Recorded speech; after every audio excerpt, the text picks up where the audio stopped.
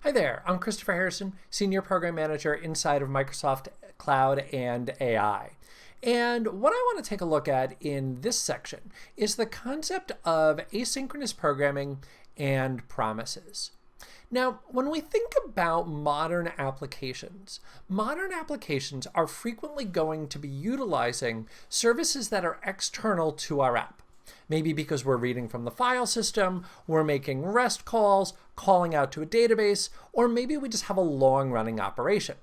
All of these things can take a little while. And the challenge that we have with an operation that takes a long while is the fact that typically we're only going to have access to a single thread. And if that single thread is waiting for something to happen, nothing else is going to be able to take place. And so our application could appear frozen, or we could just simply have performance issues. So what we want to be able to do is to basically say, hey, you know what? This is going to take a little while. Do your thing, and then when it's done, call me back. And in fact, that's actually the way that JavaScript initially handled this, is through the magic of a callback. And it behaves exactly like that, that something is going to take a little while, and then when it completes, it's going to call me back. And the way that it will call me back is by calling a function that we give it. Now, in my case, I created a named function, but we could also use an anonymous one. We'll see that on the next slide. And you'll notice that in our example here, we're using setTimeout, which is going to set up a delay. And with setTimeout, it's going to go, hey, tell me what you want me to do. Give me the callback when the timeout completes. And the timeout is going to be measured in milliseconds. So this would wait 3 seconds and then call callback, which would then print timeout completed. Now, the challenge with callbacks is it's quite common in an application to need to be able to do multiple things. That maybe I need to make a call to a REST service, and then to a database, and then to another service. And if we're waiting for all of those different things to take place, our code then winds up getting tabbed in with a callback and another callback and another callback. So while this solution works, it's not ideal. This is where promises come into play.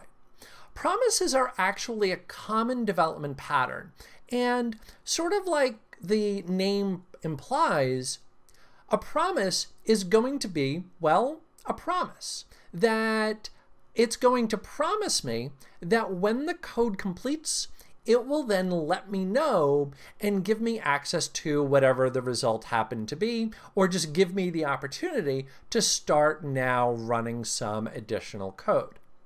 Now, promises are relatively new to JavaScript, but you are going to notice that most recent versions will have a promise object built in that you can take advantage of.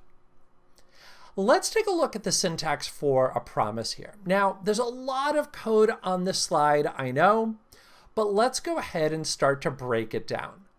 The first thing that I want you to notice is we're going to create a promise object.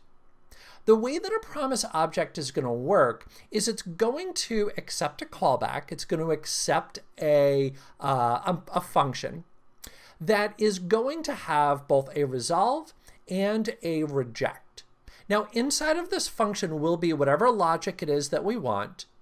And our obligation here is to call resolve whenever the operation succeeds, or make sure that something does call resolve, and then reject when the operation fails, or if the operation fails.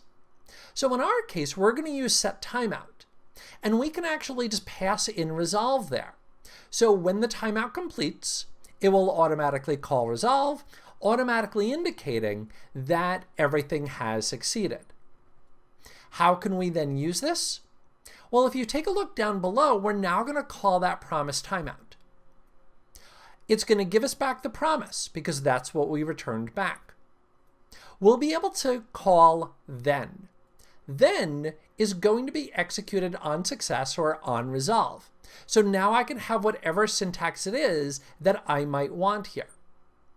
Now, what you're also going to notice is that if we don't need a full promise object, there's actually a little shortcut called promise.resolve, where we could then pass in a value to go, hey, we've completed, and this is now going to be passed on to the next handler.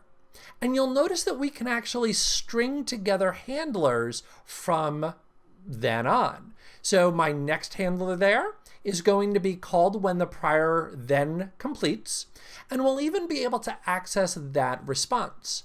So that response happened to be 42. We're going to be able to access that and print that out.